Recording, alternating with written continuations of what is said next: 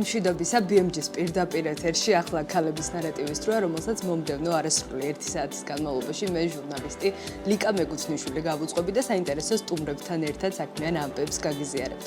რა თემები გაერთიანდება ჩვენი დღევანდელი გადაცემის ფოკუსში, ვნახოთ მცირე ანონსი ამის შესახებ და პირდაპირ ეთერში სულ რამდენიმე წამში უკვე სტუმართან ერთად გიბრუნდებით. საქმიან კვირას და პარასკევი დღის დასაწყის ქალების ნარატივით ვაგრძელებთ და BMG-ს გამორჩეულ ტელეპროექტში 28 თებერვალს 11 საათსა და 30 წუთზე მასპინძლობთ თამარ კვარაცხელიას და ანა აბაშიძეს. 2024 წელი თაფლის მწარმოებლებისთვის რთული წელი აღმოჩნდა. თაფლის ექსპორტი მინიმუმამდე დავიდა, რადგან მსოფლიო ბაზარი გაჯერებულია ფალსიფიცირებული და ბიუჯეტური თაფლით, ფასის მხრივ კი ქართული ნატურალური თაფლის მწარმოებლებს კონკურენციის გაწევა უჭირთ. რუხი დედოფალიც ერთ-ერთი ამ მწარმოებელთაგანია, ამიტომ კომპანია 2025 წელს ფოკუსირების მოხდენას კოსმეტიკაზე გეგმავს. და მაინც, რა იყო რუხი დედოფლის 2024 წლის მთავარი მიღწევა და რა გეგმები აქვს 2025-ში. დეტალებზე ქალების ნარატივში კომპანიის დამფუძნებელი თამარ კვარაცხელია ისაუბრებს. ტექსტილის გალერეა ციმციმი არის უმაღლესი ხარისხის ეკო-ტექსტილის საწარმო, რომელიც ქმნის პროდუქციას საბავშვო, საოჯახო და კომერციული გამოყენებისთვის. ციმციმი უნარჩენო წარმოების პრინციპით მუშაობს, იყენებენ მხოლოდ ეკო-მეგობრულ ნედლეულსა და შესაფუთ მასალებს, რათა მინიმუმამდე დაიყვანონ გარემოზე ზემოქმედება. აგრეთვე უსასყიდლოდ ეხმარებიან ქალებს პროფესიის დაუფლებაში, რათა მათ საკუთარი შემოსავალი და თვითრეალიზაციის შესაძლებლობა ჰქონდეთ. კომპანიაზე მეტ დეტალს ქალების ნარატივში ციმციმის დამფუძნებელი ანა აბაშიძე მოგვიყვება. სიახლეებით მეწარმეების შესახებ და მათი საქმიანი ისტორიებით. ყოველ სამუშაო დღეს ზუსტად 11 საათსა და 30 წუთზე BMG-ს პირდაპირ ეთერში ტელეგადაცემა, რომელიც არ უნდა გამოგრჩეთ. ქალების ნარატივი. 2024 წელს საქართველოდან $271,150 ღირებულების 33 ტონა თაფლი გაიყიდა, რაც 2023 წელთან შედარებით თანხაში 54,41% არის შემცირება, ხოლო მოცულობაში 79,4%-იანი კლება შეინიშნება. საქსტატის თანახმად, საქართველოდან თაფლის ექსპორტი 2019 წლიდან გააქტიურდა რეკორდულ ნიშნულსაც მიაღწია 2022 წელს, რის შემდეგაც კლების ტენდენცია ფიქსირდება. რატომ მცირდება წლიდან წლამდე საერთაშორისო ბაზრებზე ქართული თაფლის გაყიდვების მაჩვენებელი და რა გამოწვევების წინაშე დგანან ადგილობრივი მეწარმეები? ამ და ინდუსტრიაში არსებულ სხვა თემებს მივიხილავთ გადაცემის ამ ნაწილში და ჩვენი სტუმარია ბრენდ რუხი დედოფლის დამფუძნებელი თამარ კვარაცხელია. თამარ კვარაცხელია 2015-19 წლებში სწავლობდა საქართველოს უნივერსიტეტში აღმოსავლეთ მცოდნეობის ფაკულტეტზე, ხოლო 2021-23 წლებში დაამთავრა შოთა მესხიას სახელმწიფო უნივერსიტეტი მეფუტკრეობის ფაკულტეტი. თამარ კვარაცხელია ამჟამად რუხი დედოფლის დამფუძნებელია. თამარ კვარაცხელია რუხი დედოფლის დამფუძნებელი არის ჩვენთან ერთად. თამარ, მოგესალმები, ძალიან დიდი მადლობა ჩვენთან სტუმრობისთვის და პრინციპში სტატისტიკას გავეცანით, გადავხედეთ კიდევ ერთხელ თვალი უახლეს მონაცემებს და ამ შემთხვევაში ჩვენი საუბრის თემაც მინდა რომ პირველი სწორედ ეს იყოს. რუხი დედოფლის მაგალითზე ვისაუბრობთ ამ შემთხვევაში, რამდენად არის აი შინაარსობრივი მხარე კვეთაში თქვენს მონაცემებთან, რაც გამოაქვეყნა საქსტატმა და რამდენად შეინიშნება ანალოგიურად შემცირების ტენდენცია საექსპორტო მოცულობების თვალსაზრისით და თანხების რასაკვირველია. მოგესალმებით, პროლოგში დიდი მადლობა მოწვევისთვის. რაც შეეხება ჩვენს კომპანიას, რა თქმა უნდა, არ იყო განსხვავებული სხვა კომპანიებისგან და საკმაოდ შემცირდა თაფლის ექსპორტი. რეალურად შეიძლება ვთქვათ, რომ თითქმის არც გქონია ექსპორტი, ძალიან მცირე ოდენობით გავიტანეთ 2024 წლის დასაწყისში. ესეც იყო გამოფენისთვის, უბრალოდ კონკრეტული გამოფენის დაახლოებით 9 ტონამდე მოხდა ჩვენი პროდუქციის გატანა და შემდეგაც მხოლოდ გამოფენებისთვის გვიწევდა ხოლმე თაფლის ექსპორტზე გატანა. ნუ ექსპორტიც ხმა მაღალი ნათქვა მე ამ ეტაპზე, რადგან უბრალოდ უშუალოდ გამოფენის სივრცისთვის გჭირდება რაღაც კონკრეტული ოდენობის თაფლი და პროდუქცია. რეალურად ძალიან ცუდად იმოქმედა 2024 წლის თაფლის ექსპორტის კლებამ ჩვენს კომპანიაზე, როგორც ფინანსური თვალსაზრისით, აგრეთვე ეკონომიკური თვალსაზრისით, ანუ კომპანია გადავიდა უკვე გადარჩენის პრინციპზე და საკმაოდ რთული გახდა ყოველდღიური ხარჯების გაღება კომპანიისთვისაც. აი დაახლოებით რა პროცენტული მაჩვენებით შემცირებაზე გვაქვს საუბარი და წინა წელთან შედარებით, ასე ვთქვათ, თანხობრივადაც რა დანაკარგი არის სახეზე? ანუ როგორც აღნიშნეთ, თითქმის არ იყო ექსპორტი, იყო ძალიან მცირეოდენობით 9 ტონამდე, რაც იმას ნიშნავს, რომ ალბათ 90%-ზე უფრო დაბალი ნიშნული იყო ჩვენი კომპანიისთვის ექსპორტის თვალსაზრისით, რადგან 2020 წლიდან მოყოლებული ჩვენთვის საკმაოდ ესეთი კარგი შემოსავალი იყო ექსპორტიდან შემოსული თანხები. რეალურად ჩვენი კომპანიისთვის ალბათ სხვადასხვა მიზეზი იყო, რატომაც ვერ განვახორციელეთ ექსპორტი 2024 წელს, მაგრამ ფინანსური თვალსაზრისით ალბათ საკმაოდ ესეთი რთული წელი იყო, საკმაოდ ესეთი ბევრი გამოწვევის წელი იყო და მოგვიწია, რომ ინვესტორები თავიდან მოგვეძიან, რეალურად თავიდან გაგვეხმავებინა ეს კონტაქტები და კავშირები სხვა ქვეყნებთან და საკმაოდ ესეთი რთული და ფართო მასშტაბური სამუშაოების გაკეთებაც დაგვჭირდა. ხო, ამის შედეგებზეც ვისაუბრებთ აუცილებლად, მანამდე მინდა რომ მიზეზები განვარტოთ. პრინციპში წლების განმავლობაში საუბრობდით, რომ ქართული თაფლი ნელ-ნელა იყიდებდა ბაზარს საერთაშორისო ბაზრებზე, ჩნდებოდა ინტერესი, კონკურენტული უპირატესობასაც აჩვენებდა გარკვეულწილად, მაგრამ რა მოხდა აი ამ 2 წელიწადში? ეს კლების ტენდენცია რამ განაპირობა? რატო ვეღარ იკავებს იმ პოზიციას ჩვენი ნაწარმი, რაც ჰქონდა? რეალურად ალბათ არის სხვადასხვა მიზეზი.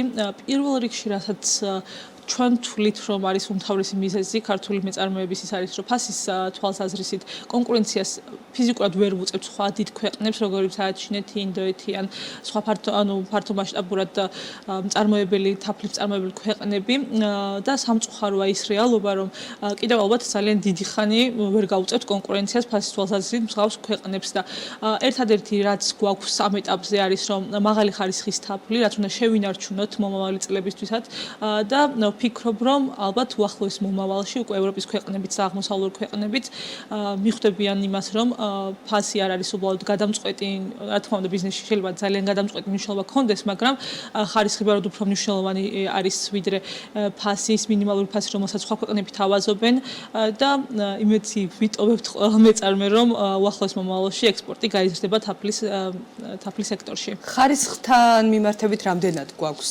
გამოკვეთილი უპირატესობა თუნდაც ბაზრის უმსხვილეს მოთამაშეებთან მიმართებით? ვიტყვი, რომ ალბათ საკმაოდ მკვეთრად გამოკვეთილი უპირატესობა გვაქვს აგრეთვე გემოვნური თვისებებითაც, სტრუქტურაც ქართულ თაფლს საკმაოდ ესეთი მდიდარი და მრავალფეროვანი აქვს, საკმაოდ ესეთი ჯანმრთელობის მხრითაც, ანუ ძალიან დადებითი შედეგები სდევს ხოლმე ქართული თაფლი და რეალურად ალბათ ძალიან ბევრი პრიორიტეტი გვაქვს, რაც შეიძლება რომ დავიჭიროთ და ექსპორტისთვის გამოვიყენოთ მომავალში და ახლა რასაც ვცდილობთ ჩვენი კომპანია ის არის, რომ ეს მიმართულებები რამენაირად პრიორიტეტში წამოვწიოთ და ავუხსნათ ყველა ექსპორტიორს და იმპორტიორს უშუალოდ იმ ქვეყნებში, რომლებიც ჩვენ თანამშრომლობ და გვიწევს კავშირი, ყველანაირად დეტალურად ავუხსნათ ის პრიორიტეტები, რაც ჩვენს თაფლს აქვს, გარემო პირობებიდან გამომდინარე, კლიმატიდან გამომდინარე, საკმაოდ მდიდარი არის საქართველოს თაფლი, აი სრულიად განსხვავებული გემოვნური თვისებები აქვს დასავლეთ და აღმოსავლეთის თაფლს და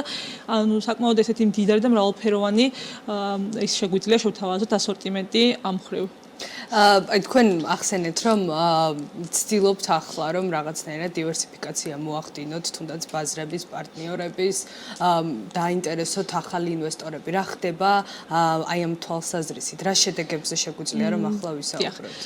ამის დაგვჭირდა ნამდვილად ალბათ 8 ან 9 თვე, რაც აქტიურად მუშაობთ ამ მიმართულებით, როგორც მე საქართველოში, აგრეთვე ჩემი პარტნიორები დოჰაში და საუდის არაბეთში ძალიან აქტიურად არიან ჩართულები, მთლიანი გუნდიც კი არის გამოყოფილი, რომ რამინაირად თაფლის ექსპორტი დავასტაბილუროთ და მომავალში, ანუ 3 შემდეგ წლებში იყოს სტაბილური, ყოველ შემთხვევაში სტაბილური ექსპორტი მაინც გქონდეს ეს იგულისხმება კატარის და საუდის არაბეთის ბაზრები?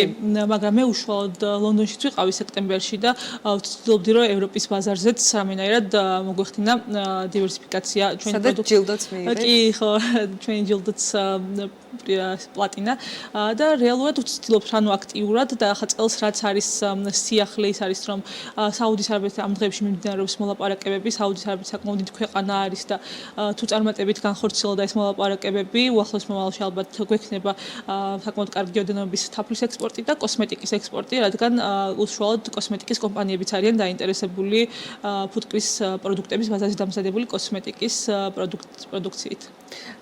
ხო, ამ თვალსაზრისით როგორ შეგვიძლია რომ შევაჯამოთ 2024 წელი კოსმეტიკის მიმართულებით? კოსმეტიკა ალბათ ბევრად უფრო წარმატებული იყო, ვიდრე უშუალოდ თაფლი. პროდუქციაც გავამრავალფეროვნეთ. მე და ჩემი პარტნიორი Peel Naturals-ი თათუკა საკმაოდ აქტიურად მუშაობთ ამ მიმართულებით. ახლაც ძალიან ისე აქტიურად არის ჩართული ამ მიმართულებით, რომ საუდის არაბეთთან რამენერად რაც შეიძლება ჩქარა მოხდეს უშუალოდ კონტრაქტის პირობების განხილვა, პროდუქტების განხილვა, ანუ რა შეიძლება გავიტანოთ ექსპორტზე ამ პირველ ეტაპისთვის და ვფიქრობთ, რომ კოსმეტიკა უფრო სწრაფად გაყიდვადი არის და უფრო წარმატებით გაყიდვადი არის, ვიდრე თაფლი უფრო ძნელად გაყიდვადი პროდუქტია, მაინც საკმაოდ დიდი კონკურენცია, ანუ კოსმეტიკაშიც არის დიდი კონკურენცია, მაგრამ ყიდველუნარიანობა უფრო ჩქარი და ისერი არის ხოლმე კოსმეტიკის მიმართულებით. ეს ამ შემთხვევაში საექსპორტო ბაზრებიდან ისევ საუბარი არის კატარზე, საუდის არაბეთზე სტაბილურად ეს ორი ქვეყანა მაინც ხო სტაბილურად ჩვენი კომფორტს უნდა აღმოჩნდა და საუდის არაბეთის სხვათა შორის იყო 2020 წლიდან, მაგრამ ესე აქტიურად არა უწყვეტი რეჟიმით და ყატარი უწყვეტი რეჟიმით იყო ხოლმე 5 წლის განმავლობაში და საუდის არაბეთს რაც შეეხება, ახლა უფრო დიდ ესეთი იმედებს ვამყარებთ, რადგან საკმაოდ დიდი ქვეყანა არის, ემზადებიან მსოფლიო ჩემპიონატისთვის, ძალიან ბევრი ახალი პროექტია და საკმაოდ ესეთი ძალიან ბევრი ინვესტორი არის ჩასული მსოფლიოს სხვა ქვეყნიდან და ვფიქრობ, რომ საკმაოდ ესეთი წარმატებული ბაზარი გახდება უახლოეს მომავალში. რამდენად ყიდველუნარიან ბაზრებზე გვაქვს საუბარი და რამდენად შეინიშნება გაყიდვების ზრდა, თუნდაც აი პროცენტულ მაჩვენებელში თუ შეგვიძლია ამის გამოსახვა, მათ შორის რაოდენობრივადაც თუ იყო თქვენი მხრიდან გაზრდილი მაჩვენებლები. 2024-ში გაზრდილი არ გქონია საერთოდ მაჩვენებელი. წლევანდელ წელზე ვსაუბრობთ უკვე და ალბათ საუდის არაბეთში წარმატებით განხორციელდა და გაიზრდება საკმაოდ როგორც ექსპორტი, ასევე კომპანიის შემოსავალიც და რა ვიცი, ყოველ შემთხვევაში იმედებს ვამყარებთ, რომ ეს ქვეყანა იქნება წარმატებული ჩვენთვის.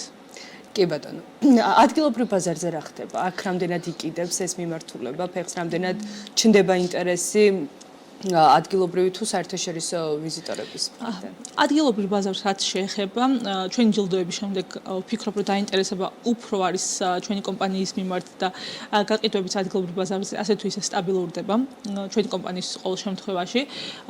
ახლა აღნიშნავ იმ ფაქტს, რომ ტურიზმის სექტორსაც უბრუნდები, ეს აქტიურად ვცდილობ რომ დავუბრუნდე ტურიზმის მიმართულებას და ტურიზმის მიმართულების დაბრუნება ნიშნავს ავტომატურად იმას, რომ ტურიზმის სექტორთანაც საკმაოდ ესე აქტიურად შემიძლია ვიმუშაო და ვითანამშრომლო თაფლის მიმართულებით, რაც კომპანიაში საკმაოდ მომგებიანი აღმოჩნდება.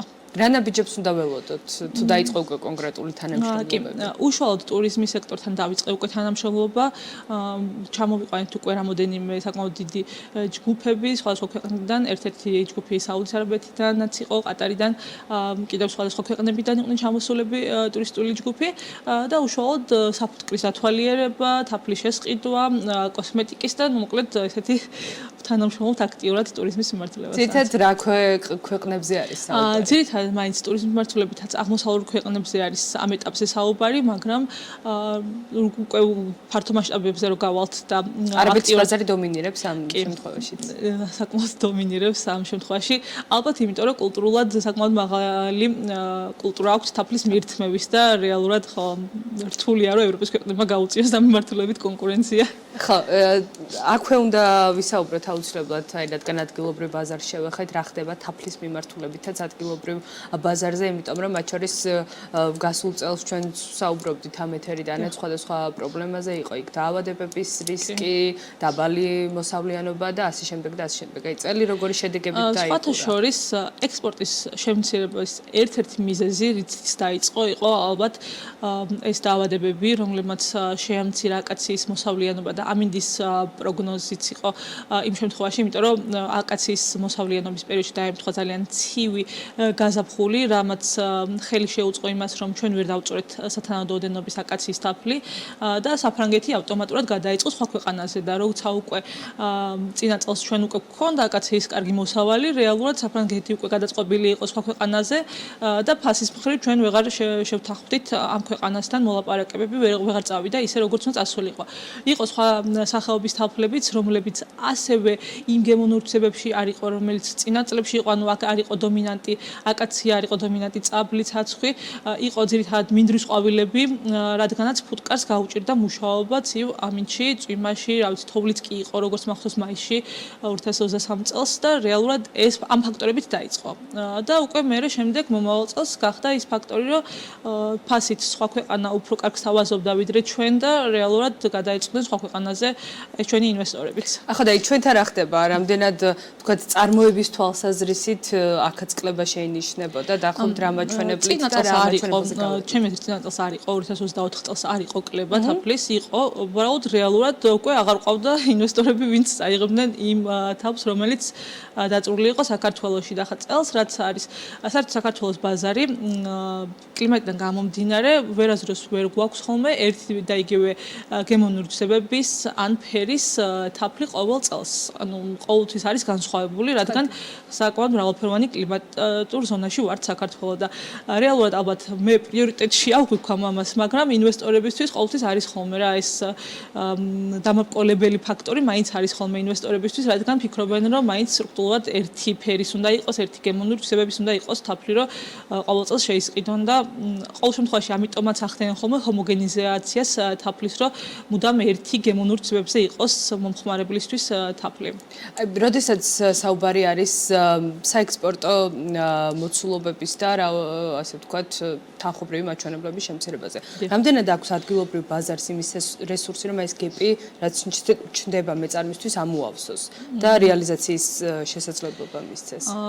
მგონი შეიძლება დიდი ალბათობით არ აქვს, რადგანაც ასე შემთხვევაში მაშინ საქართველოს შიგნით უნდა იყოს რეალიზაცია საკმაოდ აქტიურ დონეზე და თუ ეს არ მოხდა, ეს მოხდება იმ შემთხვევაში, თუ ტურიზმის საკმაოდ დიდი ნაკადი შემოვა საქართველოში და ტურიზმი განვითარდება. თუ ტურიზმი არ განვითარდება და ექსპორტიც არ მოხდება, ამ შემთხვევაში მეწარმეს უშუალოდ ფიზიკურად ვერ გამოახდენს ამ სიცარიელი შევსებას, ფინანსური სიცარიელი შევსებას. თან გაურჭირდებათ ყველა ვარიანტში. ეს ყველაფერი რამდენად მოქმედებს ფასებზე? მოთხოვნის და შესაბამისად მიწოდების შემცირებაც ხომ არა კორექტირებს დაღმავალი დინამიკისკენ? მოუწია თაფლის სექტორს და კორექცია ფასის, საკმაოდ მოიმატა თაფლის შესყიდვამ, როგორც საექსპორტო ფასმა მოიმატა, აგრეთვე სათვალო ბაზრის ფასმაც მოიმატა, მაღაზიებში უკვე გაძვირებულია თითქმის ყველა კომპანიისთვის თაფლის ღირებულება და ვფიქრობ, რომ რა ვიცი, თუ ესე გაგრძელდა და შეიძლება მომავალშიც მოხდეს კორექცია თაფლის და ცოტა ოდნავ უფრო გაწვრიტეს. თუმცა მოთხოვნა იკლებს. ხო, მოთხოვნასთან ანუ მოთხოვნა რა თქმა უნდა კი მყიდულნარიანი შეიძლება აღარ გახდეს ყველა მომხმარებელი. მოთხოვნა იკლებს, მაგრამ ფასები იზრდება. ხო, ეს რაღაცა ცოტა ანუ ფიზიკურად ვერ ახდენს სხვანაირად მეწარმე რამენაირად რომ შეავსოს ის ფინანსური დანაკლისი, რადგან წარმოება საკმაოდ ძვირი უჯდება. და თუ ექსპორტი არ მოხდა, ფასის კორექცია ან დაკლება საკმაოდ ესეთი, რა ვიცი, ზართული რა პროცენტული მაჩვენებლით მოიმატა დაახლოებით? ჩვენთან დაახლოებით ესე ალბათ 5 ლარი არის სხვაობა კილოთაფლში, რაც მოგვიწია ფიზიკურად სხვანაირად ვერ ვაკეთებდით. თუმცა ვიცი რომ ასე ვთქვათ აი კრიზისული პერიოდის მიუხედავად გაქვთ გეგმები, რომლებიც მოიაზრებს მათ შორის გარკვეულ ცვლილებებს და თაფლის მიღმა, ასე ვთქვათ, თავად ფუტკრის ექსპორტზეც არის უკვე ლაპარაკი, ხო? ფიზიკურად არ გვაქვს ალბათ იმის საშუალება, როგორც ჩვენ ასევე სექტორის სხვა წარმომადგენლებს, რომ დავნებდეთ ან რამენაირად, რა ვიცი, ყველანაირად უნდა ვიცადოთ, რომ გამოსავალი ვიპოვოთ ამ მდგომარეობიდან. ვფიქრობ, რომ ფუტკრის ექსპორტი საკმაოდ ესეთი კარგი და ფართომასშტაბური გეგმა იქნება, რომ განვითარდეს ეს სექტორიც და რამენაირად მოხდეს დივერსიფიკაცია სხვა ბაზრების და აგრეთვე მხოლოდ თაფლზე დამოკიდებულებამ ის შედეგი მოგვიტანა, რომ არასტაბილური არის ეს ბაზარი. რეალურად რადგანაც არასტაბილური არის ეს ბაზარი, მეფუტკრეებმა და სექტორის წარმომადგენლებმა უნდა მოვახდინოთ სხვა ფუტკრის სხვა პროდუქტებზეც ესეთი პრიორიტეტის საჭირა. რაც ვფიქრობ, რომ დედოფლის ექსპორტი საკმაოდ კარგი არის. ხშირად მიხსენებია დედოფლის ექსპორტი თქვენს კომპანიაში, თქვენს ტელევიზიაში საუბრის დროსაც და აღნიშნავ იმ ფაქტს, რომ გამოფენებზე როცა მივდივარ, საკმაოდ დიდი დაინტერესება არის ხოლმე სხვადასხვა ქვეყნის მეფუტკრეებისგან ქართული დედოფლის, რადგანაც როცა პირველად გავიტანეთ ქართული დედოფალი ექსპორტზე, უშუალოდ მე პირველად როცა გავიტანე და შეისყიდა სხვადასხვა ქვეყნის წარმომადგენლებმა 2 წლის განმავლობაში გთხოვდნენ, რომ ასობით დედოფალი გაგვეტანა ექსპორტზე და გაგვიგზავნა მათთვის, რაც ვერ მოხერხდა, რადგანაც საქართველოში არ არის ესეთი ლაბორატორიები, რომელიც მოახდენს ანალიზს და კვლევებს, რომ ეს დედოფალი უსაფრთხოდ ჩაავა იმ ქვეყანაში ან გაივლის ყველანაირ კვლევას, რომ იყოს მყიდველუნარიანი და ფასი როგორია და პირველი საექსპორტო ქვეყნებიც გითხარით, საიდანაც ინტერესია და ამით დავასრულოთ ჩვენი დრო. ფასი რაც შეეხება 35-დან 45 დოლარამდე მე ვყელობს ხოლმე ერთი დედოფლის ღირებულება, რაც საკმაოდ ესეთ მაღალ ბიუჯეტურ ფასში გადის და ძურად ღირებულ დედოფალს მოისაზრება. საკმაოდ ესეთი მუშა ფუტკარი არის, უძლებს როგორც ყინვას, ასევე ცხელ ტემპერატურას. ჩვენ ყოველ შემთხვევაში გვქონდა აღმოსავლეთ ქვეყნებიდან, სადაც არის საკმაოდ ესეთი მკაცრი, ცხელი კლიმატური ზონა და იქაც კი იმუშავა ფუტკარმა, იმის მიხედვით, რომ ჯერ საქართველოსთან თურქეთში ჩავიყვანეთ ეს ფუტკარი.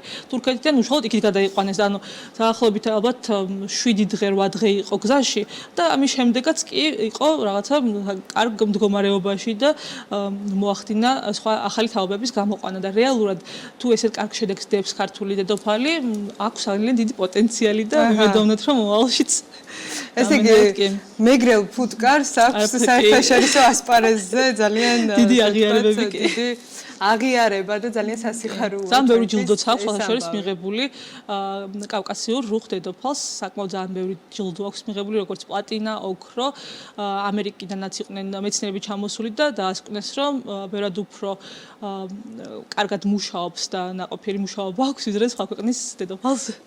ძალიან დიდი მადლობა, თაკო, წარმატებად თქვენ რუხ დედოფალს, რუხი დედოფლის კიდე დედოფლებსაც, რომლებიც ასე გვასახელებენ საერთაშორისო ბაზრებზე და საინტერესო რიცხვებში ზრდადი სტატისტიკა თქვენს ანგარიშზე. თამარ კვარაცხელია, რუხი დედოფლის დამფუძნებელი იყო ჩვენთან ერთად, სანამ რეკლამაზე გავალთ, სიუჟეტი უნდა დაგიტოვოთ. ორშაბათს ჩვენი დროით დილის 4 საათზე ოსკარების რიგით 97 დაჯილდოების ცერემონიალს ვნახავთ, სადაც წითელ ხალიჩაზე მიმავალი ვარსკვლავები და გამარჯვებულები გამოვლინდებიან და პროცესი რასაკვირველია, როგორც ყოველთვის იქნება შთამბეჭდავი. ამასთან დაკავშირებით ირაკლი მოდებაძემ მოამზადა სიუჟეტი, რას ვნახავთ ოსკარების დაჯილდოებაზე და მოდი ერთად გადავხედოთ, რა გველოდება სულ რამდენიმე დღეში. კინოინდუსტრიაში უმთავრესი შოუ და შემაჯამებელი ღონისძიება ოსკარებია, სადაც ათობით განსხვავებულ ნომინაციაში საუკეთესოებს ავლენენ. შოუზე კი ყველაზე მნიშვნელოვანი ნომინაციები საუკეთესო რეჟისორისა და ფილმის კატეგორიას ეკუთვნის. რეჟისორები ქმნიან კინემატოგრაფიულ მემკვიდრეობას, რომელიც განსაზღვრავს იმ დროს ფილმების სტილს, მიდგომას და კულტურას. გამარჯვებული ფილმი კი კინემატოგრაფიის მნიშვნელოვან მემკვიდრეობას ტოვებს, რომელიც დროის გასვლის შემდეგ ახალთაობას მნიშვნელოვან კულტურულ სიმდიდრეს უტოვებს. საუკეთესო ფილმისა და საუკეთესო რეჟისორის ნომინაციები და მათი გამარჯვებები ითვლება ყველაზე მნიშვნელოვნად, რადგან ისინი გამოხატავენ ფილმების ნამდვილ ხარისხს და მათ შემქმნელთა უნარს. რეჟისორები ადგენენ ტრენდებს, რომელსაც შემდეგ ფილმებში გადაიტანენ, რის შემდეგაც ის საზოგადოებაში იწყებს მუსირებას. ცალკე აღნიშვნის ღირსია ისიც, რომ ეს ორი ნომინაცია ერთმანეთთან გარკვეულ კავშირს ქმნის, რადგანაც ნომინაციის ისტორიიდან 75% შემთხვევაში საუკეთესო რეჟისორების ნამუშევრები წლის საუკეთესო ფილმების ნომინაციებში წხდებიან გამარჯვებულები. ექნება თუ არა მსგავს შემთხვევას ადგილი 2025 წლის ოსკარების ნომინაციაზე, ამას საქართველოს დროით სამარს გავიგებთ, მანამდე კი ამ ორი კატეგორიის რეკორდსმენებზე უნდა მოგიყვეთ, რომლებმაც ყველაზე მეტი კინოაკადემიის უმაღლესი ჯილდო მოიპოვეს. მესამე ადგილი რეჟისორი უილიამ ვაილერი 3 ოსკარი და ფილმი ბენ-ჰური 11 ოსკარი. ისე მოხდა, რომ მესამე ადგილზე საუკეთესო ფილმი და მისი ავტორი ერთმანეთთან თანხვედრაშია. უილიამ ვაილერი კლასიკური ჰოლივუდის ერთ-ერთი ყველაზე მრავალმხრივი და რევოლუციური რეჟისორია, რომელიც დეტალებზე იყო ორიენტირებული და ყველა ფილმის სცენარის სრული სიზუსტითა და დაცვით აქვს გადაღებული. ამავდროულად სწორედ მის სახელთანაა დაკავშირებული არაერთი წარმატებული მსახიობის ფართო აუდიტორიის წინაშე გამოჩენა. მაგალითისთვის როგორებიც არიან ოდრი ჰეპბერნი, ბარბარა სტრეიზანდი, ბეტა დევისი და ასე შემდეგ. მისი რეჟისორობის ქვეშ 14-მა მსახიობმა შეძლო ოსკარის მოგება და ყველა ერთხმად აღნიშნავდა, რომ უაილერთან მუშაობა პროფესიული ზრდის გარანტია იყო. თავად უაილერიც ოსკარებზე 12ჯერ იყო ნომინირებული, საიდანაც 3ჯერ შეძლო ყველაზე პრესტიჟული პრიზის მოგება. ფილმებისთვის მისის მინივერი, ჩვენი ცხოვრების საუკეთესო წლები და ბენ ჰური. არც ერთ სხვა რეჟისორს ჰოლივუდის არსებობის ისტორიაში არ მიუღია საუკეთესო რეჟისორის წოდებაზე იმდენი ნომინაცია, რამდენიც უილიამს და ასეთი შედეგებიდან გამომდინარე, ის აქტიურ სარეჟისორო კარიერაშივე აღიარეს ყველა დროის ერთ-ერთ საუკეთესო კინოშემქმნელად, ხოლო მის ნამუშევარ ბენ ჰურს დღემდე კინოსკოლებში აჩვენებენ მომავალ რეჟისორებს.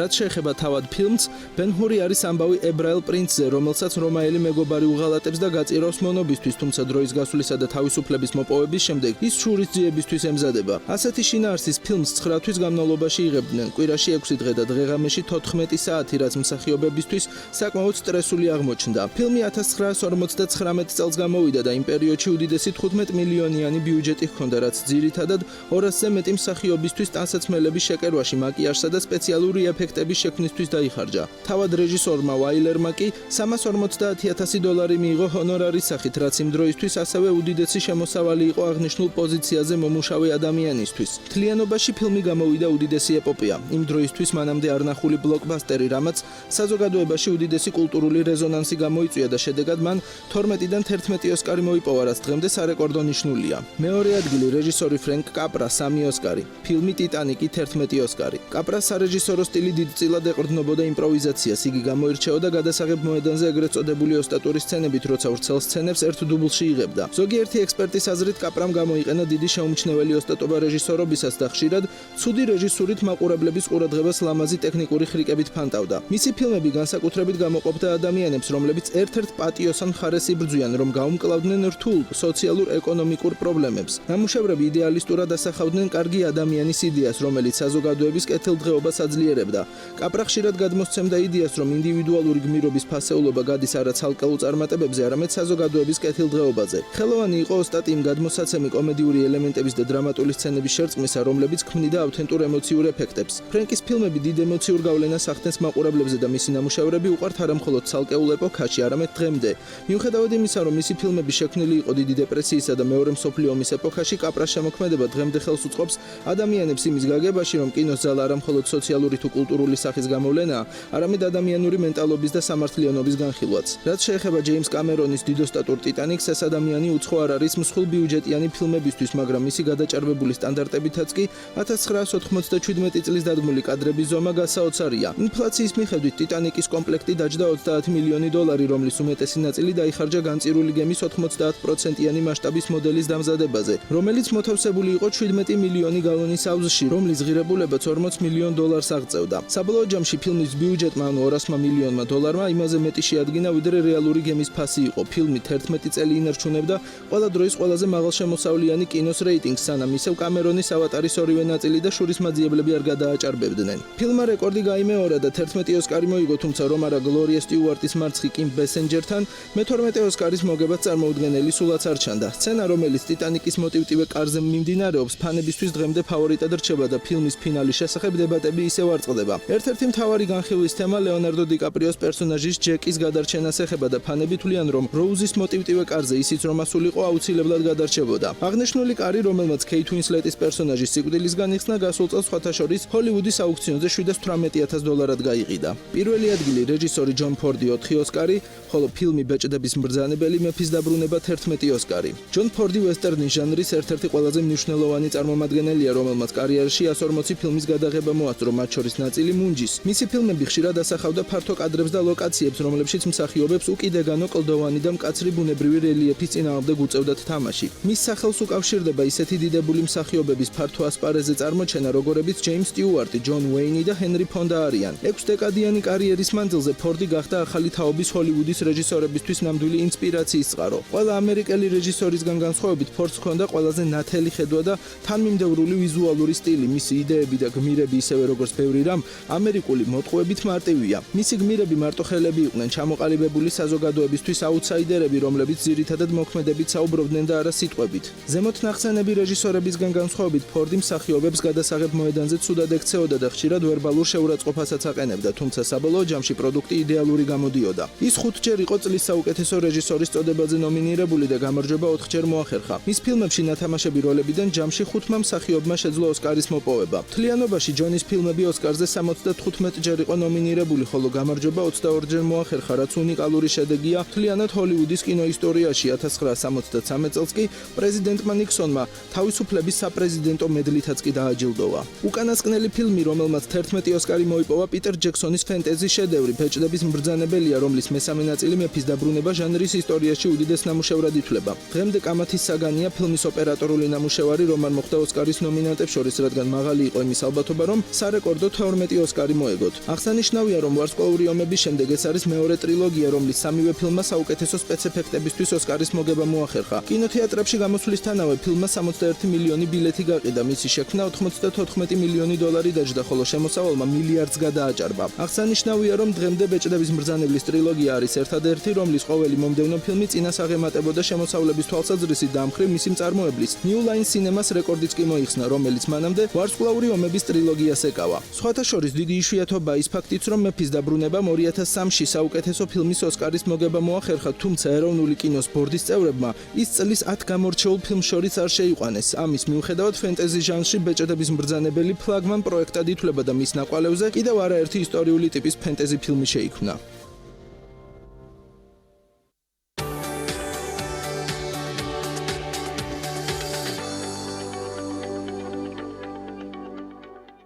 დაახლოებით 3 წლის წინ ქართულ ბაზარზე ტექსტილის ახალი საწარმო სახელწოდებით ციმციმი გამოჩნდა, რომელმაც პროდუქციის უნარჩენო წარმოების პრინციპით დამზადება, ხოლო შესაბუთად მხოლოდ ქაღალდის ბაზისზე დამზადებული ტარას გამოყენება დაიწყო. ციმციმის სოციალური პასუხისმგებლობა აქ არ სრულდება საწარმოში, უფასო დასწავლიან ჭრაკერვას და წარმოების თამდევ პროცესებს იმ ქალებს, რომლებთაც პროფესია არ აქვთ. რა შედეგებზე გავიდნენ ოპერირებიდან 3 წლის თავზე და როგორ ავითარებს ქართული ბრენდი შესაძლებლობებს.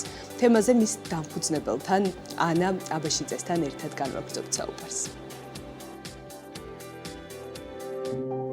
ანა აბაშიძემ დაამთავრა საქართველოს ტექნიკური უნივერსიტეტის არქიტექტურის, ურბანისტიკისა და დიზაინის ფაკულტეტი 2016 წელს. უკვე 2020 წელს დაიწყო საკუთარ ბიზნესის დაწყებაზე ფიქრი. 2021 წელს იდეა განახორციელა და ციმციმს ჩაუდგა სათავეში. ანა აბაშიძე ციმციმის დამფუძნებელი არის უკვე ჩვენთან ერთად. ანა, დღემშვიდობისა, დიდი მადლობა. მადლობა თქვენი დროისთვის და სტუმრობისთვის ჩვენთან.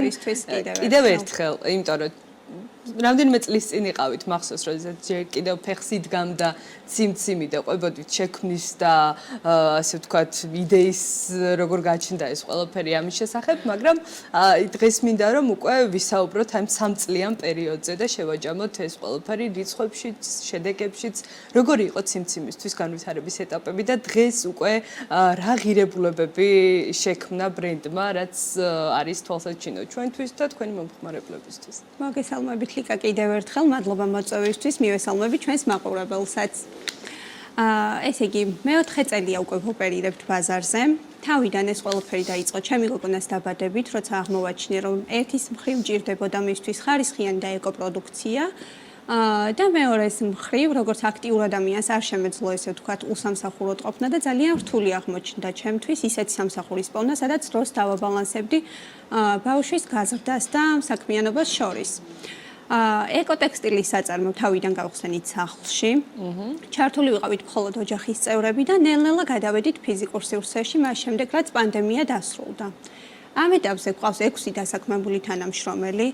გაზრდილ ხართ ამასობაში, გაფართოებულ ხართ? ეხლა კიდევ გეგმავთ გაფართოებას, მაგრამ მოცემულობა არის ეს, რომ 6 ვართ ადგილზე, 6 ადამიანი ქმნის ხარისხიან და ეკოხარისხის ნაწარმს.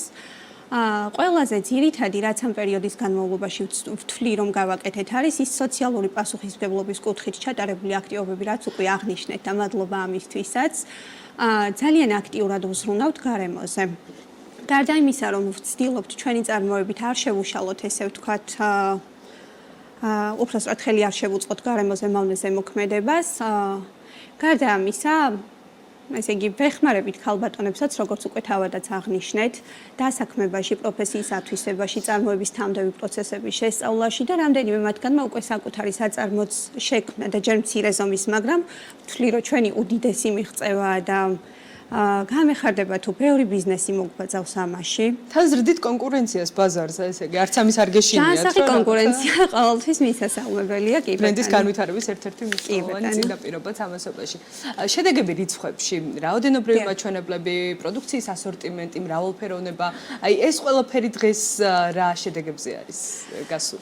პირველ რიგში ხაზს გავუსვამ, რომ ქვეყნის ეკონომიკური და პოლიტიკური ვითარებიდან გამომდინარე, ჩვენც შეგვეხო, რა თქმა უნდა, ეს ყველაფერი, ჩვენ ვიყავით ერთ-ერთი საწარმო, რომელიც გაიფიცა, გამოვაკლდით საშობაო გამოფენა გაყიდვებს, ბაზრობებს და ასე შემდეგ, რაც თავისთავად უარყოფითა დაისახებოდა, ესე ვთქვათ, ციფრებში რომ გადავთარგმნოთ. მაგრამ მთლიანად თუ შევაჯამებთ ამ 3 წლიან, უკვე მეოთხე წელი დაიწყო პერიოდს, თამამად ვიტყვი, რომ გასულ წელს TBC მათ წარგვადგინა და ფინალისტები გავხდით ნომინაციაში გამორჩეული სამომხმარებლო გამოცდილების შექმნისთვის. ვთვლი, რომ კარგ ჯანსაღ პროდუქციას ვაწარმოებთ, დადებით გავლენას ვახდენთ, ესე ვთქვათ, ქვეყნის ეკონომიკურ მდგომარეობაზეც და ამ ყველაფერს თუ შევხედავთ მთლიანობაში, ვთვლი, რომ საკმაოდ განვითარდით, მზად ვართ ახალი ნაბიჯების გადადგმისთვის, ფიზიკური სივრცის გახსნაც და ანონსებული გქონდა, მაგრამ აღნიშნული რაღაც პერიოდის გამო გადავდეთ, რაც უკვე ვახსენე.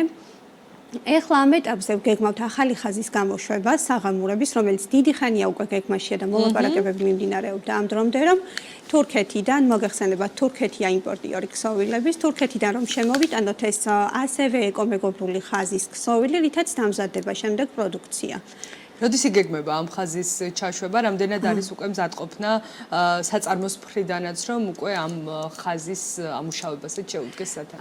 აბსოლუტურად ყველაფერი არის მზად. მოფიქრებული გვაქვს სახელი, რომელიც ჩემმა შვილმა მოიფიქრა და დღემდე ძალიან მომწონს, უკვე მეორე წელია. ყველანაირი თარგი, ყველანაირი, ესე ვთქვათ, გათვლა გაკეთებული გვაქვს უკვე, შექმნილია ესკიზებიც, ერთადერთი დარჩა ეს ნაბიჯი მხოლოდ, ქსოვილები უნდა დასაწყობდეს ჩვენთან, სულ მალე შემოვა საქართველოში, აქტიურად დავიწყებთ წარმოებას, რა თქმა უნდა, ვაცნობებთ ამის შესახებ ფართო საზოგადოებას. ზაფხულის პერიოდიდან უკვე ეს საღამურების ხაზი ჩაეშვება გაყიდვაში. ცალკებრენდის სახელი რადგან ახსენეთ, თუ იქნება ციმციმის ქვეშ? ციმციმის ქვეშ იქნება, ციმციმის ფრთის ქვეშ, მაგრამ ძალიან მინდოდა და ცალკე სახელი ჰქონოდა. ჩემი შვილის ძილინებისა იყო ძინისო, ესე იძახის ხოლმე დღემდე სიცილით და ძალიან მინდა რომ ამ სახელით იფუნქციონიროს ბაზარზე, რაღაც ძილთან და ტკბილ რაღაცებთან ასოცირდება ჩემთვის. ევას ბავშვობასთან პირველ რიგში და ძალიან მინდა რომ ესე ციმციმის ხაზის ქვეშ იქნება, მაგრამ ამ სახელით იყოს. ერქმება ძინისო. ძინისო. კი ბატონო. აი როგორც ახსენეთ, საკმაოდ რთული იყო განსაკუთრებით ბოლო კვარტალი. რამდენად ხერხდება უკვე აი ამ კრიზისების დაძლევა ბიზნესისთვის, თუნდაც ახალი სტრატეგიების დასახვით და აი წარმადობაც რა მაჩვენებელზეა დღეს, რა შეგვიძლია ამაზე ვისაუბროთ? თამამად ვიტყვი, რომ ჩვენი მაჩვენებელი საახალწლო პერიოდში შემცირდა, თუმცა ეხლა კვლავ მოიმატა და გაიზარდა გამომდინარე იქიდან, რომ 4 წელია, 3 წელი უпростоრად მეოთხე წელი, ყავს ერთგული ლოიალური მომხმარებელი. ძირითადად ჩვენი სამომხმარებლო სეგმენტი, ვინც იყო კვლავ ისრჩება, ახალი მომხმარებლებიც თავისთავად გვემატებიან, მაგრამ გამომდინარე იქიდან, რომ პროდუქცია არის მრავალფეროვანი, მუდმივად საჭირო ყველა ასაკის ადამიანისთვის, სახლში, კომერციული გამოყენებისთვის, ბავშვებისთვის და ასე შემდეგ. ეს ყველაფერი განაპირობებს სანდოობა და მაღალი ხარისხი ალბათ პირველ რიგში. ეს ტექსტილის სრულ ასორტიმენტს ფარავთ ხო, რაც არის სახლში საჭირო, არ ვიცი, სამსახურისთვის საჭირო, კომერციულად B2B სეგმენტთან ამ მიმართულებითაც თანამშრომლობთ? ამ ეტაპზე B2B სეგმენტთან მხოლოდ მცირე მოცულობის პარტნიორული ურთიერთობები გვაქვს, თუმცა ამ მიმართულებითაც ვგეგმავთ, რომ საწარმო გადავიდეს უფრო გაზრდილ და უფრო დიდი წარმადობის მქონე სივრცედ, ესე ვთქვათ. ეს წლევანდელი გეგმებია? წლევანდელი გეგმებია. იმდენად პასიური იყო რაღაც გასული რამდენიმე თვე ჩვენთვის, თუნდაც ეს ფიზიკურ სივრცეში გადასვლაც ამის გამო შევაფერხეთ, ნუ ბევრი რაღაც სიახლე შეფერხდა ამის გამო. და ფიქრობ, რომ ეტაპობრივად ესე ნაბიჯ-ნაბიჯ ამ ყველაფრის დაწყება და განვითარება უნდა ჩავდიოთ 2025 წლის. ეს ძირითადად რა სექტორებზე არის საუბარი? ეს არის სტუმარ-მასპინძლობა, სასტუმროები? ძირითადად სასტუმრო და სარესტორნე ბიზნესზე, კი ბატონო. ეს თბილისის მასშტაბით? არა, მხოლოდ ამ ეტაპზეც მხოლოდ ბრენდული, საოჯახო? მხოლოდ რაღაც არ გვაქვს ამ მიმართულებით ესე. საზღვარგარეთაც ვგზავნით ამ ტიპის შეკვეთებს, თბილისშიც, რეგიონებშიც ძალიან ბევრი საოჯახო სასტუმროა უკვე საქართველოში, რაც ძალიან მახარებს და აქტიურად თანამშრომლობთ მათთანაც. აი საზღვარგარეთი ახსენეთ და ციმციმი არ არის მხოლოდ საქართველოს ბაზრისთვის და მოთხოვნაც არ არის მხოლოდ ადგილობრივი მომხმარებლისგან, ხო? სად და როგორ იყიდებთ ფეხს სხვადასხვა ქვეყნების მაგალითზე? ვიცი რომ უკვე შედეგებიც არის მნიშვნელოვანი ამ მიმართულებით, ხო? თავიდან წარმოება რომ დავიწყეთ ცალკეულად მომხმარებლებისთან ახლობლების რეკომენდაციით ვგზავნიდით ძირითადად იტალიაში, საბერძნეთში და ერთეულ შეკვეთებს ამერიკაშიც. ეს e-commerce წამოვიდა ესე თვითდინებით შეკვეთები? კი ბატონო. ანუ თავიდან ვარკვევდით ვინ გამოგზავნა ესე ვთქვათ, ვინ გაგვიწია რეკომენდაცია, მაგრამ უკვე ისე მალე გაება იმხელა ჯაჭვი, ფიზიკურად ვეღარ ვხვდებოდით ამ ყველაფერს. ასე პოულობენ ინტერნეტში ციმციმს. კი ბატონო. და შემდეგ უკვე რეკომენდაციასაც აქტიურად ვზრუნავთ, რომ ის მომხმარებელი, რომელიც ერთხელ მოვიდა ჩვენთან, უბრალოდ კმაყოფილი კი არ დარჩეს იმით, რაც შეუკვეთა ის რომ მიიღო, ვცდილობთ, რომ ბედნიერი დავტოვოთ, თუნდაც საჩუქრებით განებივრებით, რაღაც ანუ რასაც ელოდება, იმაზე მეტის შეთავაზებით და სწორედ ასეთი მომხმარებლები ქმნიან ჩვენთან ლოიალური მომხმარებლების ბაზასაც და რეკომენდაციასაც ესეთი მომხმარებლები გვიწევენ. ძირითადად რომელი ქვეყნები აქტიურობენ, სად არის გაყიდვების წილი ყველაზე მზარდი? იტალიაში და გეგმავთ ასევე წელს იტალიაში ფიზიკური სივრცის გახსნას.